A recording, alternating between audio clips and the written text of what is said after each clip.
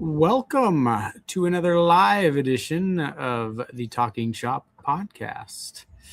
It is Thursday evening. I am one of your hosts, Josh from Grand Slam Cards, Michael from Medium Rare Cards over on the Gram, and It's Cobb is hanging out up top, driving us home today. So we're here to talk some shop, hang out, chat with us. Jacob, give us a rundown of tonight's episode.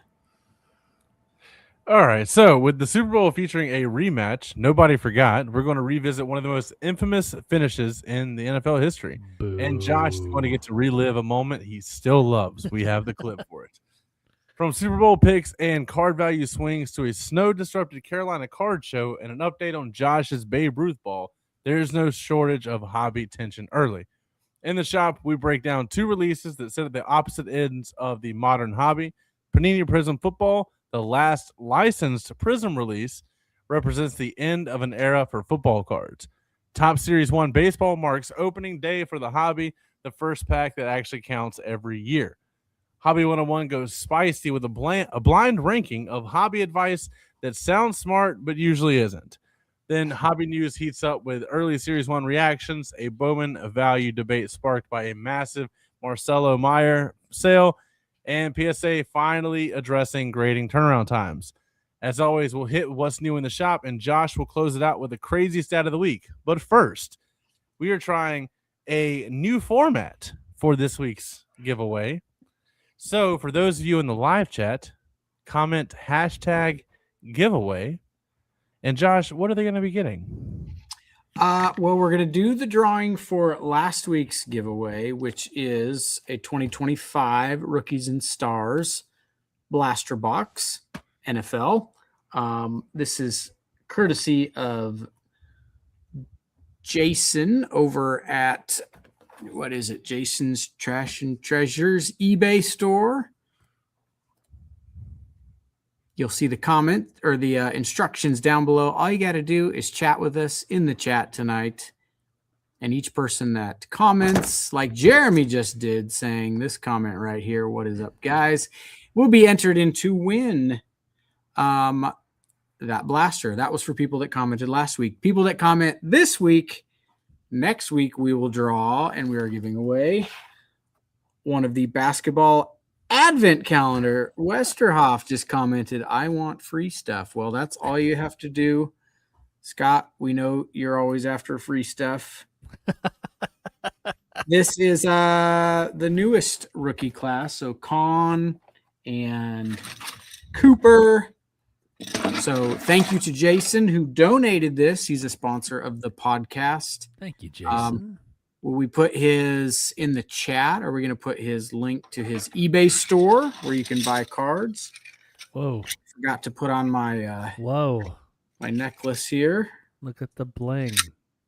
Little bling bling. That's a get raffle item for the show. No, Josh. You do have to speak in English if you are going to comment. Whoa. Shots fired. So, when are we doing the drawing for last week's? Go ahead and do it right now if you want to, Josh. Right now, I do want to. Let's see. Show in your shop. Whoever commented last week is getting randomized here. Jacob, who's our lucky winner? Michael sent me a bad link. We'll do that again in just a second. I did not. I promise. Technical difficulties. Jeremy says it's a great raffle item for the show. Well, thank you, Jeremy. Or are you talking about my bling or the calendar? The Advent calendar is kind of cool. You get 24 packs, I believe, in this bad boy. One for each day. Includes 24 holiday packs. You can chase exclusive plaid parallels. There you go. All you got to do is comment like Jeremy and Scott have both done so far. We're going to try this again. It bounces. It did not work again. I have it figured out in just a few minutes. That's crazy. I keep giving you the link from the studio. Here's the one from the platform. Try that one. Sorry about that, guys. We need a soundboard. We still got to get our soundboard, and this would be where we play the Jeopardy music. It's bouncing every time. We'll be back with that just shortly. Stay tuned later in the podcast for a winner. But for Jeremy and Scott, make sure you comment the hashtag giveaway. That's how you actually enter tonight. Yep. But let's get into some Super Bowl history. What do you say, Josh? This seems up your alley. You're going to get me fired up with this. One of my favorite gosh. things to debate, I'm sure, is the Marshawn Lynch, Malcolm Butler, Seahawks, Patriots Super Bowl ending. I'm assuming that's what you're referring to. Possibly. The moment that changed Russell Wilson's life. Does this look familiar, Josh? And Malcolm Butler's life.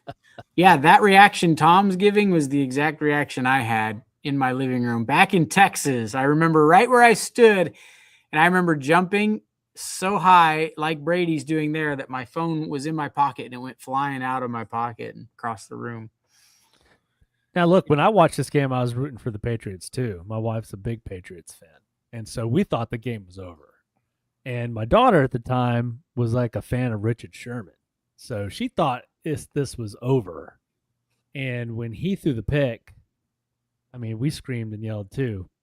With that being said, you have a theory on this, Josh, and no matter how many times you say it, I never get tired of it because I think it's over the top ridiculous. Because it's absolutely true. God. What's your theory? I'll die on this hill. Do you realize? Here we go. You realize that if the Seahawks go up to the line of scrimmage and run it with Marshawn Lynch, he'd been stopped at the 1 yard line many times that season. So him running it in is not necessarily a for sure thing. So let's pretend it's not. A lock. And actually, I hope it would be a lock. If he punches it in, guess how much time Brady has on the clock to get in field goal range? Guess. Because you don't know the answer. You have no idea. You're blindly arguing for something you're not educated on. It has been a while. Then how much time is left on the clock? Then don't argue. Almost a minute. You don't think Tom Brady? That's dangerous. You don't think Tom Brady can get within field goal range in a minute? I think Brady could probably score twice a minute if he wanted to. With a minute, with one or two timeouts. Remind me, was that on 4th down? No, it was on 2nd down. 2nd down. So if he gets stuffed on 2nd down, the Seahawks have to call a timeout. Right? And then they only get one more shot at the end zone. Okay. If they throw it, a high percentage throw, like they did, even though it got intercepted, they went with a very high percentage throw, and it's incomplete. It's either two things are going to happen 9 times out of 10. It's incomplete or it's a touchdown. Both of those things stop the clock. And then you can punch it in with Marshawn. Then you have 2 times to punch it in with Marshawn because you have a timeout left. So you punch it in on 3rd down. Marshawn doesn't get in. You call timeout. You punch it in on 4th down. You get 4 opportunities. Bill Belichick even said Pete Carroll made the right coaching decision there. You pass it on 2nd down, and then if it fails, you punch it in twice with Marshawn, and you got a timeout to use in between. But I say all that's moot because everyone thinks that they hand it to Marshawn, and he's just going to punch it in. That's fine. Brady has 50-something seconds and a timeout to get within field goal range. Piece of cake. It's not over just because he punches it in. I'd have to watch the game again. Now I can't remember the ebbs and flows because everything I just said is true. I didn't know it was 2nd down. 2nd down makes me look at it a little bit different, but I was telling Michael in the pregame, which apparently is now being recorded. It's still, and like you said, he'd been stopped several times at the goal line so far this game or the season? No, the season. It was like, oh, Marshawn Lynch, you punch it in from the 1 yard line, he'll get it every time. It's like, no, someone went back and checked. He got stopped like 8 times that year on the 1 yard line running it in. It's not a given. Here's the thought. This is absolute goal. I love how fired up Josh gets. It's because this is my favorite thing to argue because people that argue for it aren't educated. They're not educated. I'm not arguing. The rage bait's just like laying around on my desk. I'm just throwing it at you. A very, very casual football viewer, which I think I've made pretty clear here on the show. The casual viewer wants to chime in. Let's hear it. I would have probably given it to him because I can't think off the top of my head at anybody that was a real standout. Like I know they had good wide receivers, real standout wide receivers. I knew they had a very strong defense. They had good wide receivers. And yeah, they had the Legion of Boom, which I'll remind you, Brady threw 4 touchdowns against the Legion of Boom that game. That's unheard of. Well, and my other argument is that it seems like the offense was just on pure steroids when Brady was quarterback, and nobody ever talked about the Patriots defense. Yeah, that's the only other argument I could think of. Either way, I was a Patriots fan at the time. I'm glad they won, so I don't really care regardless. But that's the only argument I can think of is nobody knows the Patriots are defense. You made multiple points that were completely wrong and uneducated. Also, the Patriots did not. The Patriots had no high-powered offense. They only had Tom Brady and Julian Edelman, and I think Gronk was even pretty good offense. Because you got Edelman, who Brady turned into a Hall of Famer. He took a college Brady quarterback. Turned a couple people into Hall of Famers. Turned multiple people into studs, and Gronk think was. Gronk was injured and didn't even play this Super Bowl. So Brady threw, and I could be wrong on because he was injured in one of the Super Bowls. Fact check him. Fact check me on that one. But was he throwing the ball? Was he throwing the ball to the murderer at this point? Murderer guy? No, he was gone by this time. That was like 2013, wasn't it? Okay. Yeah, I think a little later than that, but yeah, he was gone by this time. Yeah. Hello, David Zykowski. Yeah, this is just. Would you like to watch the clip, Josh?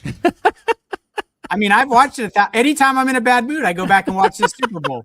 I feel like you're going to have to watch it again after this. And I watch the 28-3 comeback Super Bowl every time. That's pretty good. All right, here we go. Hey, look. Oh, my gosh. Intercepted at the goal line by Malcolm Butler. Changed that dude's life. Oh, Russell Wilson, if that thing doesn't get picked, Russell Wilson I found almost a lot for the Hall of Fame. Also, here's another thing. Let's pretend like he catches that and gets a touchdown. There's 24 seconds left, and the Patriots have a timeout.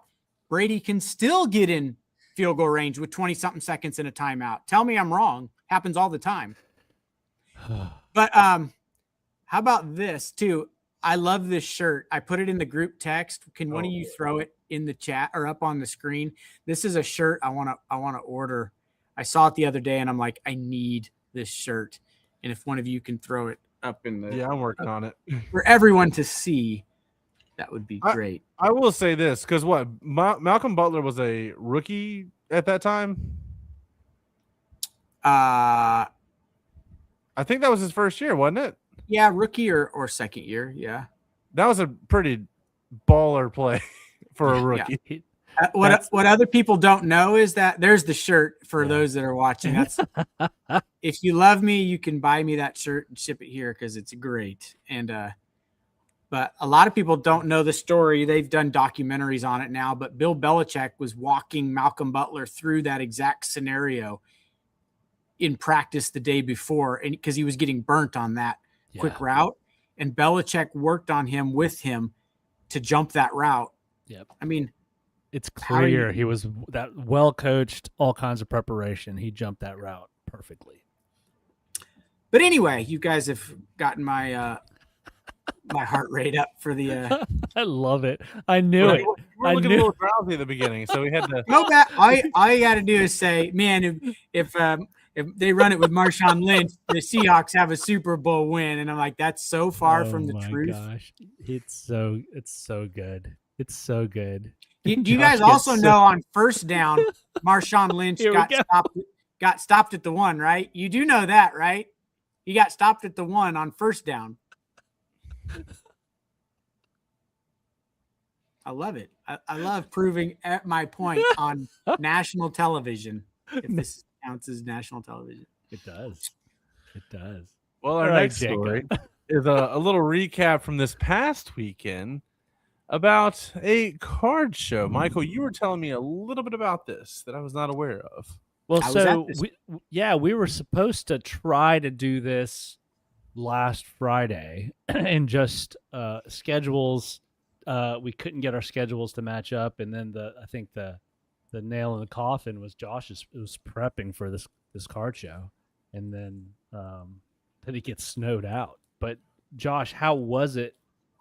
Did he do the preview sort of trade night on Friday again? I know that's something that they've been doing. So not a trade night. It's a 3-day show, Friday evening. Okay. And Friday evening is only for the people that bought VIP tickets. And that VIP ticket gets you in Friday evening from 4 to 8, plus all day Saturday, all day Sunday. This is the third or fourth time they've done this show. So it's a relatively young show, but it's always one of the best ones we do every year. We love going to this one. Friday, there was the threat of weather on Saturday. Friday night was a record turnout for VIP night. So 4 to 8, most people they've ever had show up came and we killed it Friday night. So it was a great show Friday night. Then Saturday, before weather started coming that afternoon, Saturday was quite busy until about 2:00. It started to get pretty thin. Yeah. And I think we took off between 4 and 5. So it got really, really thin by 4 or 5. But the weather was coming down. So all of us were thinking, well, great. This is the worst of it. It was coming down really good. The rest of the day, Saturday's probably a loss. Sunday's going to be sunny, no snow in the forecast, just going to be cold and snowy out. And we got the notice Saturday night that Sunday was canceled. And so a lot of dealers not happy. A lot of them had hotel rooms booked for Saturday night like we did, let alone Sunday night. So again, the crew down there at Palmetto that put this show on is not responsible for it closing Sunday. They were getting a lot of push from the fairgrounds and from state and local authorities that were urging everyone, stay home, don't get out. The roads aren't great. And so it's hard to compete with all that. So they had to call it off for Sunday. Overall, for us, still a very successful show, even with a day cut short. We just really thought with weather threatening Saturday that Sunday was going to be a strong turnout because people would think, let's just wait till the snow's done and we'll go Sunday.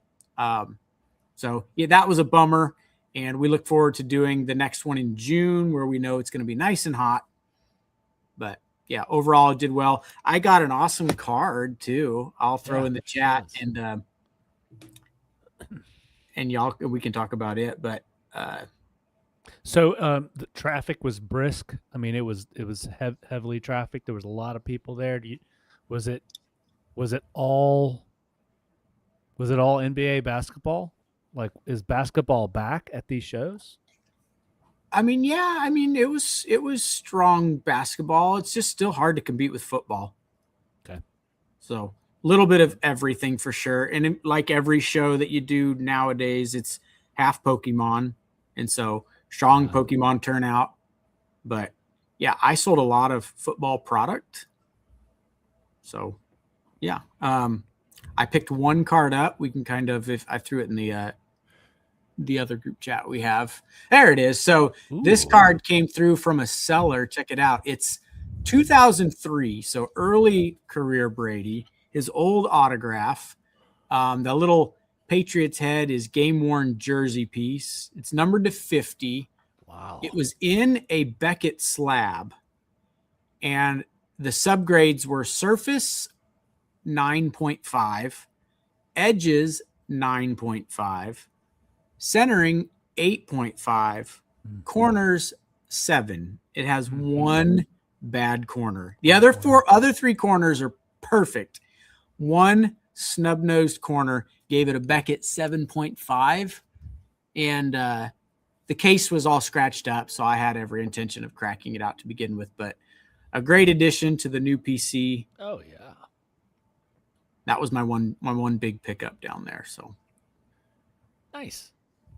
Well, Josh, you kind of dropped something on us last week about a big ticket item that you had kind of in your hands. Oh, I have news on that.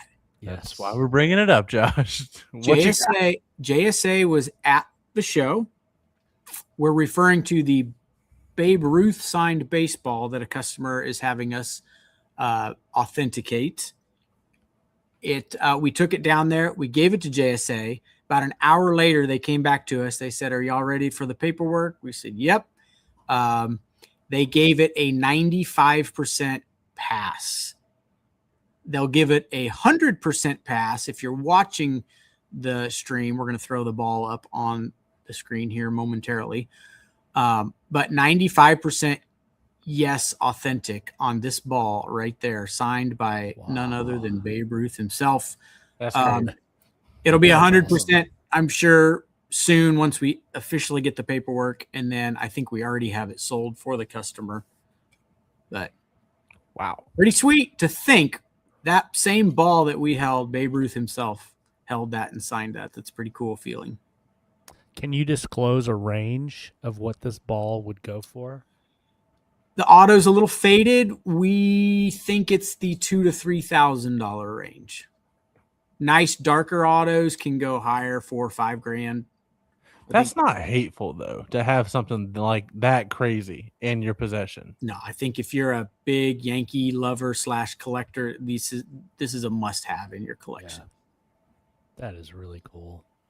Yep. Only 2 in the 8 years that I've ran Grand Slam. 2 Babe Ruth balls have come through. Neither one of them were authenticated. We felt almost 100% legit on both. One, the customer was going to get authenticated themselves and keep it. This one, they wanted us to authenticate it and wanted us to sell it. So you felt pretty good about this. We all felt pretty good about it. Packaging what that it was in. Yeah. What was it about it that sort of gave you that good feeling that this could be legit? You could just tell the ball was old. You could tell the ink was old. It did look exactly like how Babe Ruth signs, just from an amateur eye looking at it. The packaging that it was in inside the box had all but crumbled to pieces. You just knew it was old. And then you can't always go on this, but you can at least get a little better feeling. The customer who brought it in, it is old, and it was his uncle's. So, I mean, it's been in the family for years. Yeah.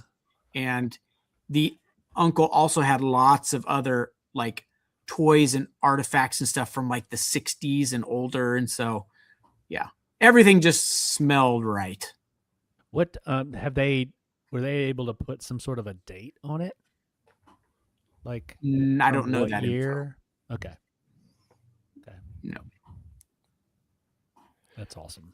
Well, Josh, not including that ball, but what is coming to the shop? I guess what came in, last couple of days, and what's coming up in the next week. Let me pull up and refresh myself. We have a couple things due in tomorrow that launch tomorrow, and one that launched today that haven't arrived yet because they got stuck in Mississippi or somewhere due to weather. So if I'm super lucky, tomorrow landing here is Topps Chrome Premier League Soccer. Leaf Sports Heroes came out last week. They're releasing tomorrow Leaf Super Sport Heroes. That launches tomorrow and should arrive tomorrow. Topps Chrome Tennis should arrive tomorrow. Topps Museum Collection Baseball, big one, is tomorrow.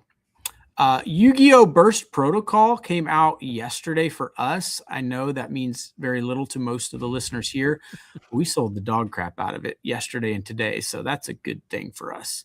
And then one product we're not getting that launches tomorrow is Topps UFC Royalty. So it's a high-end UFC product. And since last podcast, Prizm Football has launched. We got some blasters of Flagship Soccer. And I'm sure we've got fill-ins on a whole bunch of stuff. And Series 1 Baseball is next week, the 11th. And I think we're going to talk a little bit more about that. Yeah. A little bit about Prizm Football. And correct me if I'm wrong, this will be the last licensed Prizm Football release, correct? So this is the last one. Just like the first one. Will it be just like the first one? Like 2012 Prizm is highly, highly collectible. Highly collectible. The first is way more important than the last. Okay. So you don't think this one, I mean, the top rookies in this one, Shedeur Sanders, Travis Hunter, the kid, McMillan from Carolina, some of the bigger rookies. Jackson Dart. Scattaboo. So it's not a bad rookie class. I think it was bad until Jackson Dart started doing some things, but and Shedeur getting the start. But yeah. I don't think this is a long-term product unless Jackson Dart or any of those other rookies turn into big studs. Yeah. It'll always be a product if you find it down the road because of some of the inserts and the short prints and the auto potential. Remember Mahomes is signed with Panini, so you'll continue to see him as one of the Panini autograph chases. But you can go back and look. What was the last year they did Topps football before they lost the license? Nobody knows because nobody cares. Right. You could probably think of it 15, 16, something like that. I think it's 15 or 16. I want to say it's 15. 15. Maybe it's 15. I think it is probably, but nobody cares because nobody cares about the last year they did it. They only care about the first. So, yeah. And I don't think this time around, this is the second time they've had the license. So like Prizm in 2012, when it was invented and it was the first, it's a big deal. It's novel. The reinvention of it, this is the first year the first year in a while, but not the first. So it's good for sure, but it's not going to be the ultimate chase. Like Brady's 1-of-1 Prizm hasn't been pulled yet, and some other 1-of-1 Prizms from 2012 haven't been pulled yet. And that means something because that was the first one for Brady out of Prizm. So just for context, what do you have this priced at? Prizm football. We had a good bit of it priced at $1,000 per box, and as of today, we are sold out. So reach back in the way back machine, 2020 Prizm football. What was that priced at?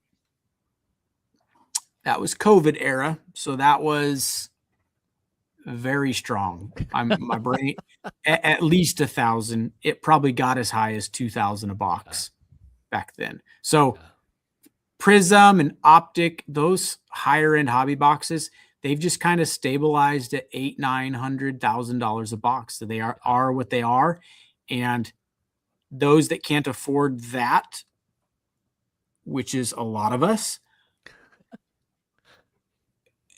buy blasters and megas and retail boxes and H2s and fast breaks and all the other lower price variations of these products, and let the big boys play in the $1,000 boxes, because I've seen several of these $1,000 boxes open in front of me and there might be $100 worth of cards in there.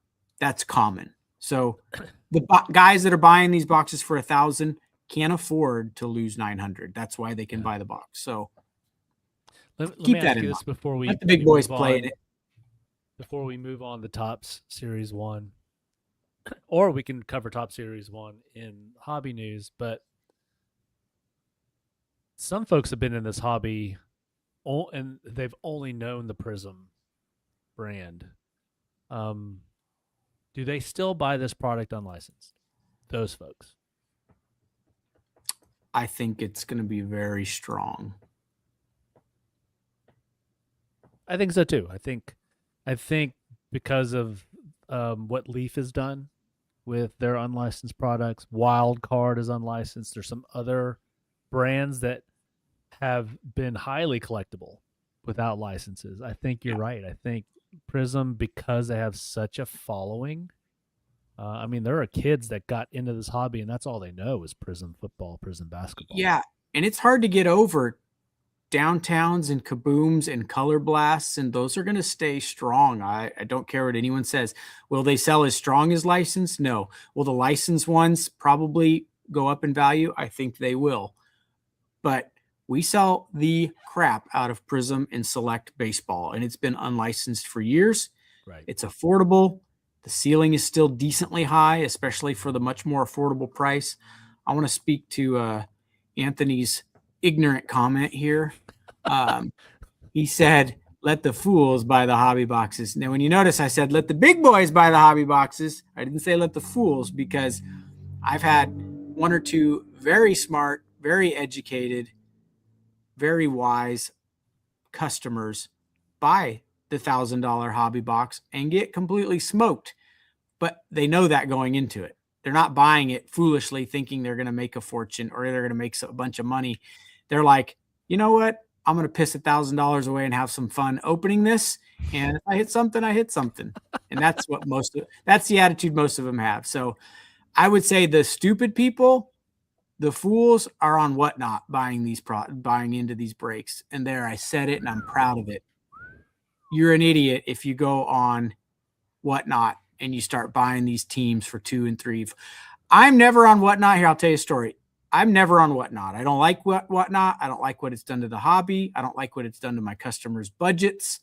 I don't like what it's done to my sales. Whatnot and TikTok are ruining the hobby in a way. So I'm biased against it. But I understand it. I went on there last night. I was at my kid's basketball game. After the game was over, we stayed for the varsity. So I was on Whatnot. The guy had 2 jumbo boxes of Topps Chrome basketball. And I like the way he was doing it. You bid on a team, random team. You bid, you win the bid. It's $89. They spin the wheel. You get a random team. So as I was watching it, it got down to like 6 or 7 teams left, and the Mavericks were still there. So then guess what happened? The bid spots were up to 100, 180, 280. They'd buy a team, spin the wheel, get the Suns. All right, next spot. Now you got a 1 in 5 chance for the Mavericks. It's 180, 280, 250, 280. Spin the wheel and you get the Clippers. I don't know what it is. Now we're down to 1. They got down to 1 in 4 teams left. And that's a pretty good odds to get the Mavericks. And to get the Mavericks in a 2 jumbo box break, got up to 350, 380 a spot finally. I'm like, you people are frigging idiots. Well, the crazy thing about that is sometimes the chaser team goes early, and then you're just killing yourself the rest of the time. That's what we used to do letter breaks in wrestling all the time. Yeah. And you spin the wheel, whatever letter you get, that's what you get. But even if they are going, let's just do simple math. 50 or $60 was a low payout team. So what, 60 times, and there's 30 teams, $1,800. That's probably your almost break even for those 2 jumbo boxes. Let's say you bought them off a shelf at a shop for $2,000 total. But teams are going for $180, $280, $300.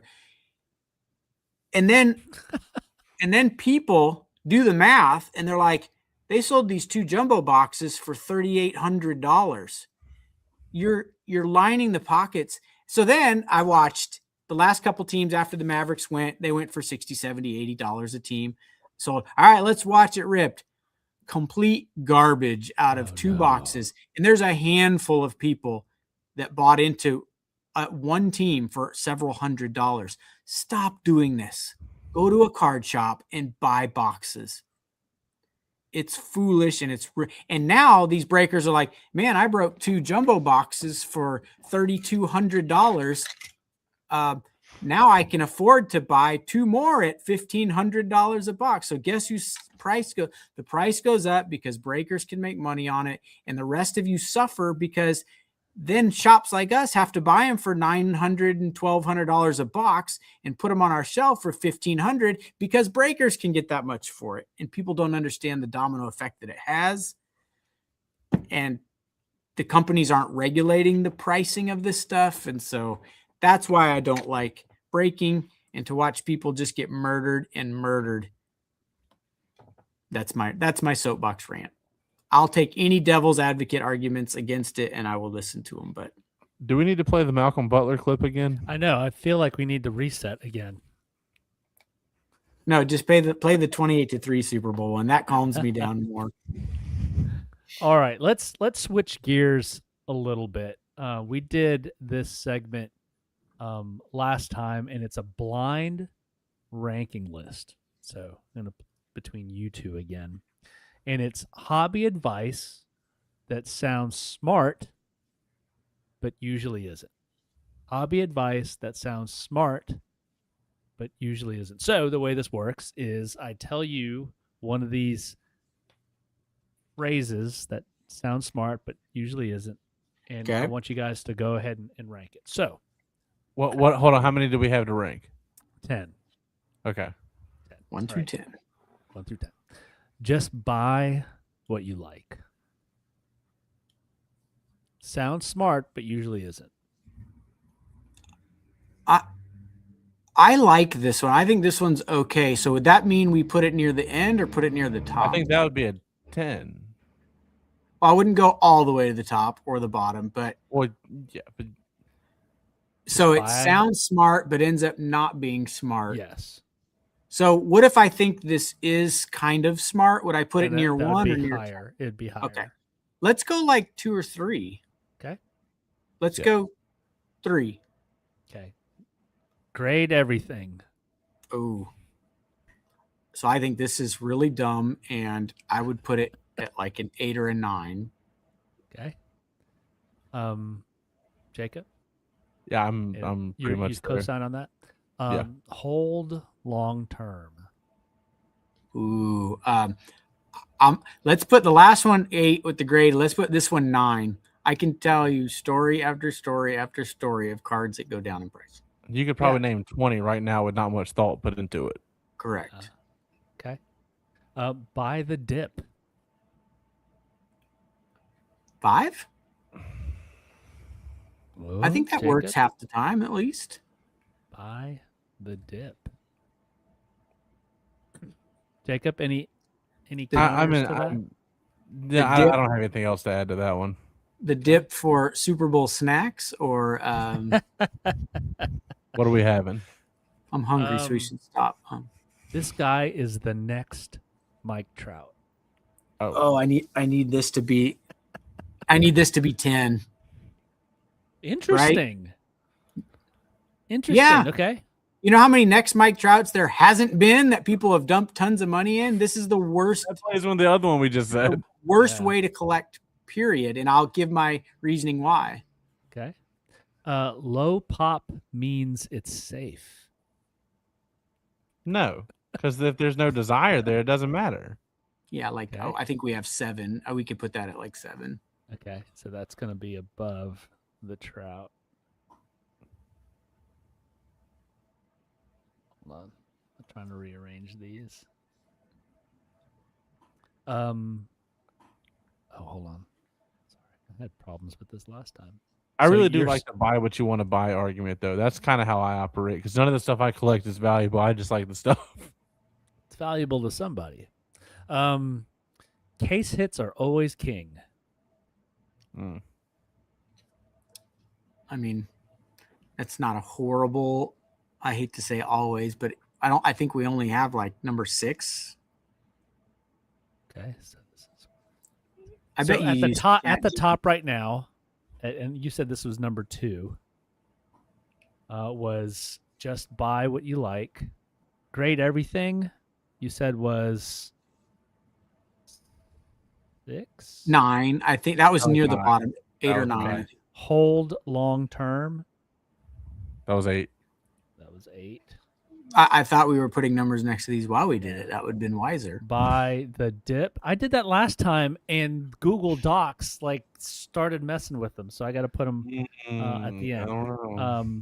Buy the dip was like 5. Yeah. Okay. Low pop means safe. I think you said I think we said 6. 7. We said 6 or 7 on that one. And then you said this is the next Mike Trout is 10. Yeah. Okay. And I have a rant for that. Oh, another one?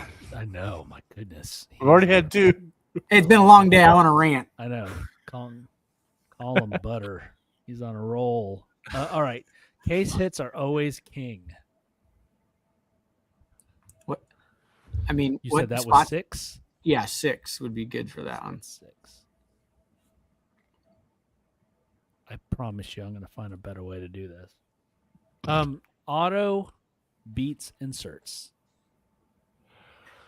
Can someone ban Anthony for making this sarcastically rude comment.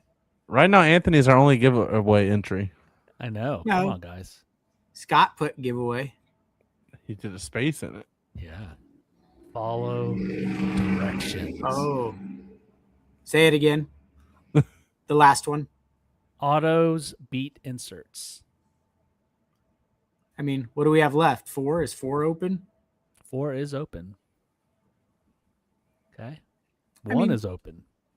I'm saving 1. We have what, 1 and 3 left? You have 1 and 3 left. Okay. Okay. Now I know what to play with. Rookies only. 3. Right? Because we can't go 1 there. That's dumb. And then that means the market will correct is number 1. I mean, We were talking about the market in the not previous. hating it. I think we're still pretty. I All could right, the defend market- 1, 2, and 3. I could defend 1 through 5 decently. Yeah. So here's your list. The market will correct is the least dumb. Just buy what you like. Rookies only. Autos beat inserts. Buy the dip. Case hits are always king. Low pop means safe. Hold long term. Grade everything. And the caboose is this is the next Mike Trout. That's Hobby 101, guys. This is a segment we're going to get better and better at, but this is for folks sometimes we assume people know what we're talking about when we say inserts and we say refractor and we say this and that. And some people may just be catching this and they're just getting into it. And the last time they opened a pack of cards was, 1995. So, or the last time they'd never opened a pack and they grab a pack of Prizm and they grab a pack of Topps Chrome, and so there's a lot to learn. So, Yeah. all right. And now that I think about it, we should probably cut this segment, and place a full length video on the channel sometime during the week, so that way everybody can have a bite size instead of having to watch the whole podcast. Yeah. Perfect. Will do. We could record it. All right. How about we have a word from our sponsor tonight? What do you guys think? Please do. Who is it? You. Are you looking to get your cards graded? Well, here at Grand Slam, we've simplified the process of submitting and getting a card graded. All you have to do is drop off your cards and kick your feet up, while our transparent tracking ensures that you are up to date with every detail along the way. When you log into our website, you'll immediately be greeted with each card in the grading process, along with where it's at in the process and its final grade. And with over 1,000 submissions and some of the top cards across the country being submitted through us, we have become a well-trusted source to handle and submit your cards. So you can do more collecting and leave the chore of grading to us. So don't sit on grading your cards. Get them submitted today at Grand Slam, where grading's made easy.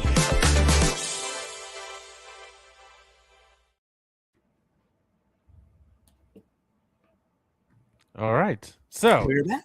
is this where you guys want to pick up with Topps Series 1 baseball? Yeah. Yes, we It's are coming next week, right, Josh? 6 days away. Yes, Yeah. the 11th. And so I'm just confused. I always thought that Top Series 1 released the same night as Topps Rip Night. Because I sent you that message about possibly having a Rip Night at the shop, and that's like 2 weeks away from release date. Yeah, so it's 10 days after, believe it or not. I don't think it's always long. I think they try to do it around launch. It's interesting this year. So this is the tricky part. It's the Rip Night, which we'll talk about more, and you'll see more marketing on that for anyone that follows our socials. But Rip Night's the 21st of this month, and Topps comes out the 11th. But on the 21st, there's several big shows that weekend. Yeah. And so the dilemma is, what do card shop owners that are going out of their stores to be at a big show while Rip Night's supposed to take place at that? So I've got it figured out. It threw a little a kink in the works or whatever, but we've got it figured out here, but I'm curious. I guess more card shops might have better staffing too, where it's like, well, we'll send a few guys to the show and we'll keep a few guys at the shop for Rip Night. But yeah, I thought that was an interesting dilemma there. And then maybe they do it close to release of Series 1, but also after it in a way that you can sell it in the store for a little bit first, have some time to sell it and reload it. I don't know. That's a good question. I was a little surprised it wasn't closer, but like the weekend after. Yeah, it's a big deal, man. I can remember, and Topps should still do this. I mean, this is like opening day for the hobby, especially on obviously the baseball side. Topps Series 1 flagship. You're gonna see breakers. You're gonna see events that feature this product. Athletes talking about this product. This is a big deal. I think they've done away with. I don't know if you've gotten this, Josh. Have they done away with opening day? Topps opening day. I think that's no longer a product, or is it? Oh boy, you're gonna test my memory. I don't think it is. I think they did that last year. Yeah, if I remember it, I always thought Topps Series 1 was the first product to kick off. And then opening day was really close to opening day. Yeah. And there was other little releases like Topps Big League would come out right around that same time.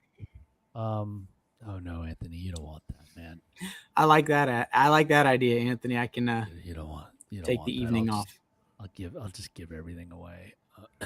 Or I'm coming then because I'm gonna raise prices. So yeah, this is a big deal, guys. And can you bring up the inserts? There are a couple very, very interesting inserts in Series 1 that I wanted to highlight. So one of my favorites, so the autos. So there's the layout. Obviously, there's Shohei.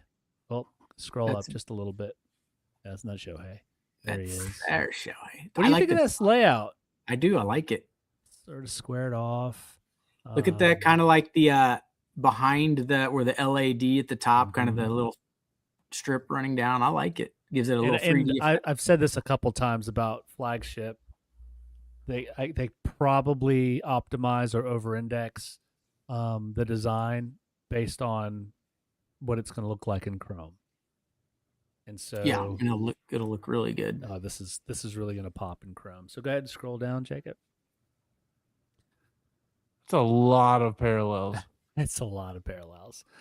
Josh, what's your favorite parallels? And you can't say Golden Mirror, and you can't say the super short prints. What's a traditional parallel I like? The cherry blossom. I like the cherry blossom. Do they have the like MLB logo parallel? Would that be considered? I like that one too. Do they have that one in that list? There's a 75 years of Topps parallel. Yeah, I would. Oh, Independence Day parallel is cool too. That's my favorite insert is Independence Day.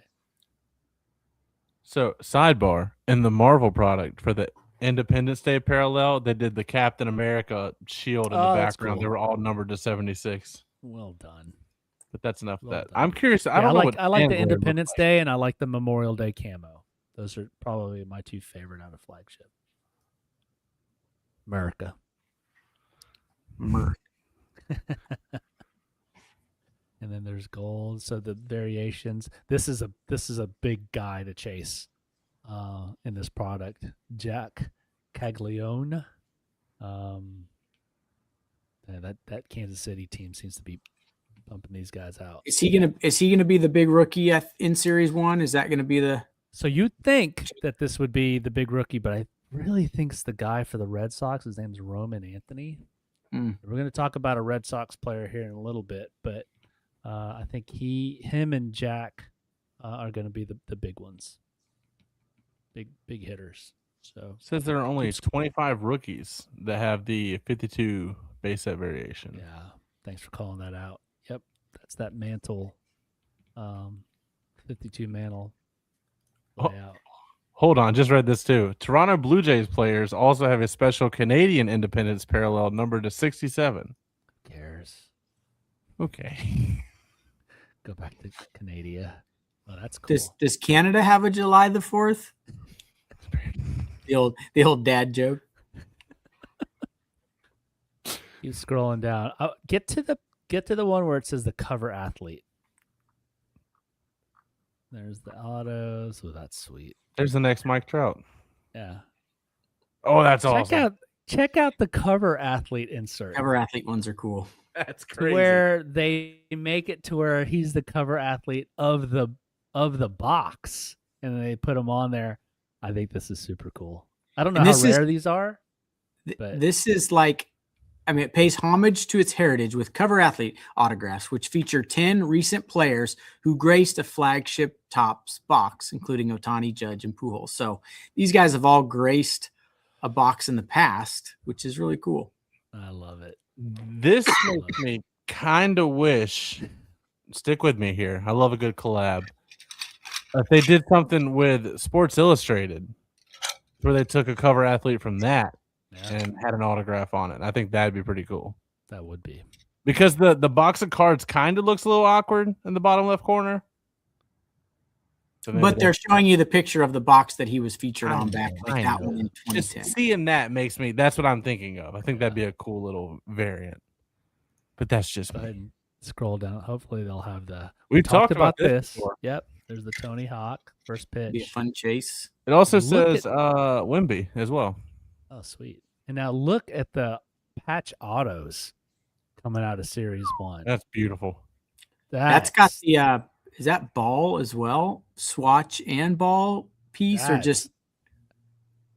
I mean, the fact that this isn't a flagship product and not like Museum or Diamond or Dynasty. This looks like it could be in Topps Dynasty.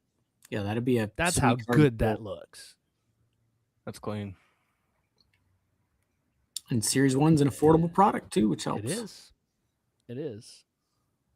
City That's Connect. pretty sweet. Yeah. Look at that eyeball for the Diamondback. Yeah, they kind of went insane with the design of these cards for this set. I love it. Well done. Some Lettermans. Wow. Put that together. Mizorowski. Yeah. That's a fun one to chase down, I'm sure. Here's the inserts for you, Michael.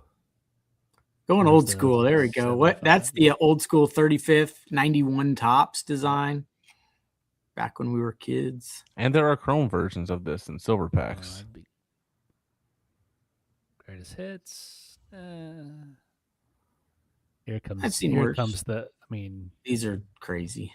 Yeah. These have been really like the hobby has latched onto these all aces and all kings inserts, which is what Topps needs. They need the hobby to jump on board with a few of these. Yeah, and giving love, giving flowers to pitchers, right? That when I first got in, it was like, you don't want to collect pitchers, they get injured, blah blah blah. But boy, Skeens and Ohtani have flipped the script on that.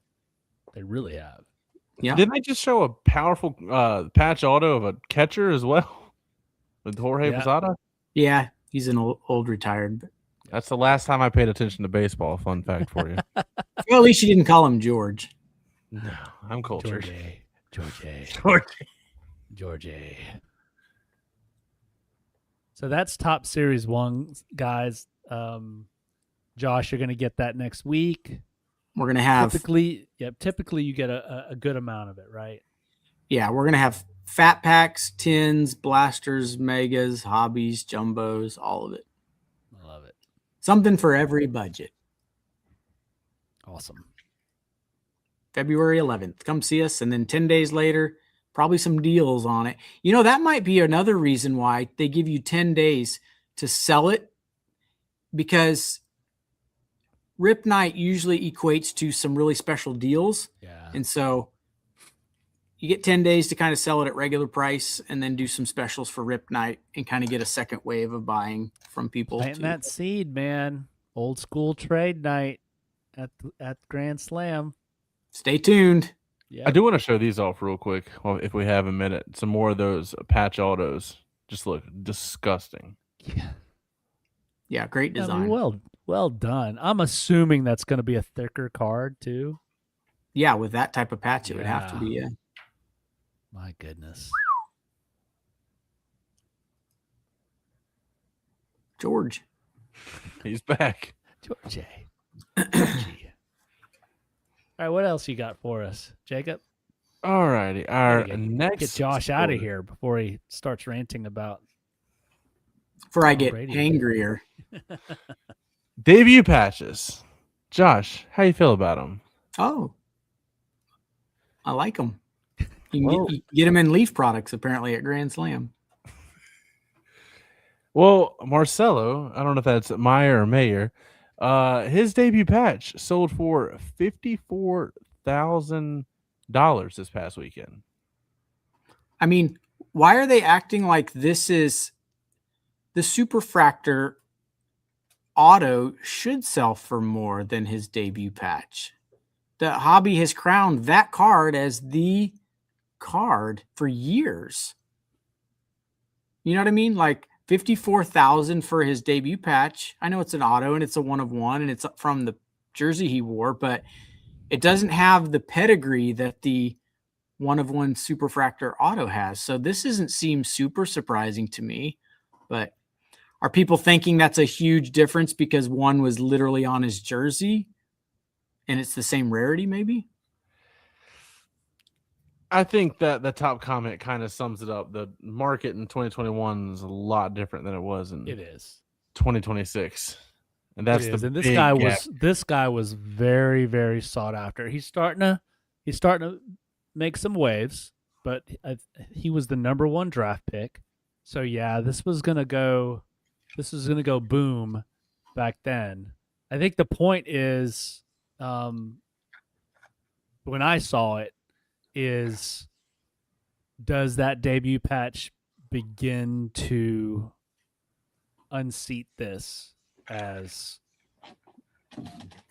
more sought after than Well- the first Bowman auto? This would prove that it's not, right?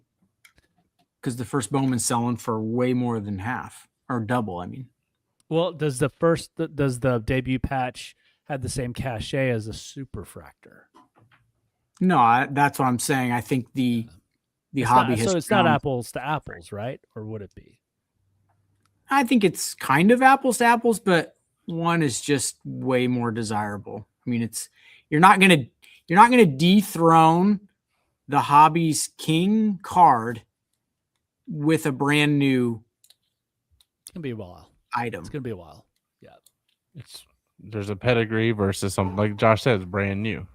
Yeah. So, and Skeens was a little bit of an outlier. They had all the hype around it, and they had Livy Dunn doing all her stuff with it, and so the first one's always going to have all the hype. I think they return to earth, and if you can pull someone's debut patch out of a product and sell it for $54,000, I think that's where it should be.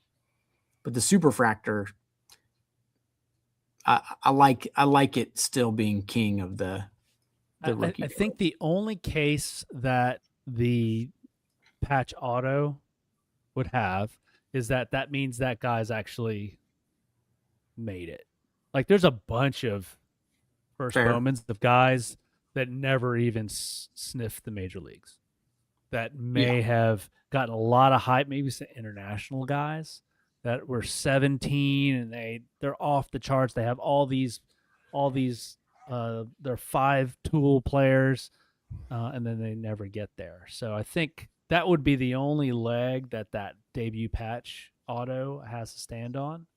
But yeah, they got a long road I mean, ahead of them. and it was literally worn in their first game. That's cool, and that should mean something for Yeah, sure. So first game worn autograph versus that first auto in first Bowman.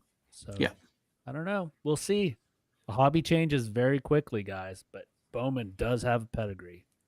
What's the pedigree? I know what the Stone Cold That Stunner pedigree is Triple H's finisher, but I think it's opposite here. The Stone Cold Stunner is going to be the Bowman first auto, and then the pedigree would be the other. But thank you for giving us a little wrestling humor for me and Jacob.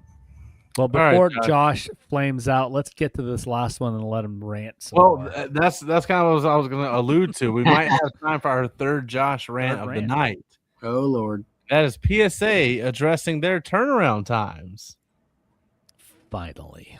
It says current turnaround times for PSA are currently at 95 business days, with it taking about 35 to 40 business days for deliveries to even be marked as received. On the latest episode of the PSA pod, which I know you frequent in the car to ride to work, company president Ryan Hoge said those numbers are unacceptable and that PSA is working to shorten those times. By the end of 2025, PSA had increased its grading capacity by 25%.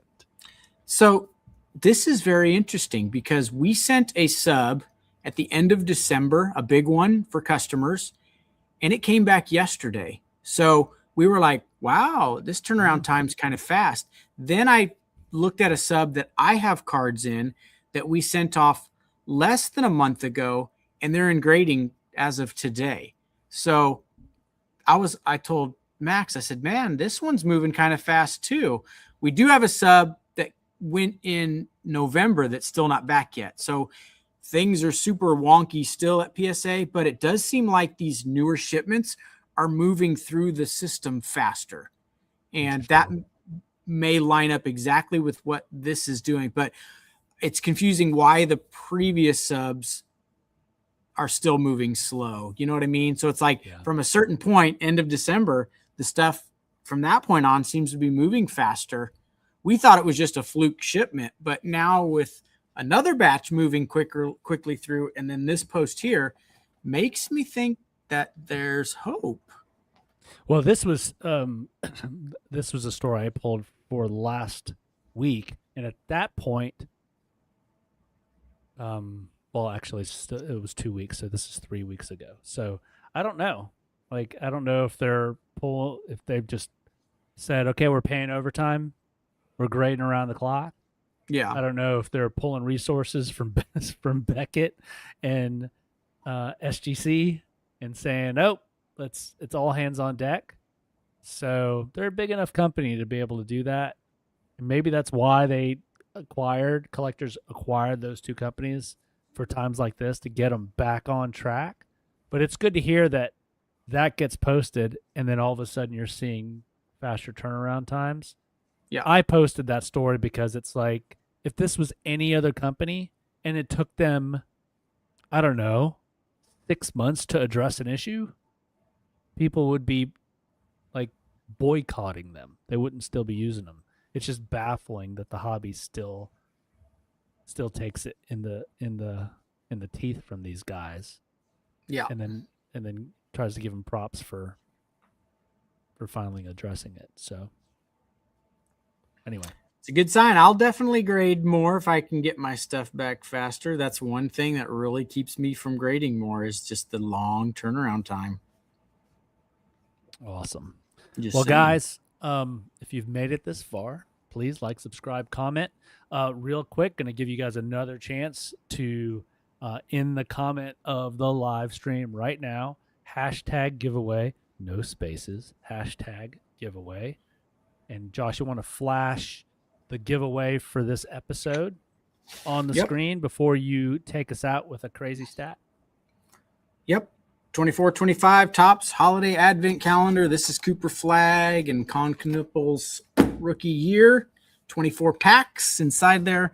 All you got to do is comment #giveaway in the comments. You'll be entered in to win. It's Cobb is officially entered. Hey, that's cheating, Jacob. But yes, that's all you got to do. We'll give it away next week, and maybe we'll have the bugs ironed out for this one. We could do 2 of them. I do have that straight. Oh, let's do that really fast. I completely forgot. I do have that straight. The winner of last week's Rookies and Stars NFL Blaster Box for commenting is, drum roll, Corbin Miller. Corbin Miller. Corbin Miller. If you're local, come into the shop for it. If you're not local, message us so that we can get this to you. Congrats. But we'll give away the advent calendar at next week's podcast. And thank you again, Jason. Yes, thank you, Jason, for the sponsorship. Go check out his eBay store. The name is scrolling across the bottom. Jason's Trash and Treasures on eBay. Great customer service. I think perfect feedback. 100% positive feedback with over 20,000 items sold. That's how you know you will get great service from Jason. And I can vouch the same. Now you guys want me to take you out with a crazy stat. I don't know if I can do that because for once I didn't have one, but I do have one in my head that's kind of crazy. So one of our customers who's a regular, I won't name, says that the last 3 times he's went to a Panthers game in Charlotte, the team that played the Panthers went to the Super Bowl and lost. And again, this year, he went to the Panthers Seahawks game. The Seahawks went to the Super Bowl. And if fate holds up, they will lose this Sunday to the New England Patriots. If that's the case, then it's a really crazy stat. But he's 2 for 2. Might be 3 for 3. That's as good as I got for a stat tonight. Go Patriots. Go Patriots. Come to Grand Slam. Lots of product on the shelf. Come grade your cards with us. Awesome. Josh, And thanks. I support know it's a the long local. day for you. Jacob, thank you for producing. And guys, thanks for joining us. See you next week. Peace.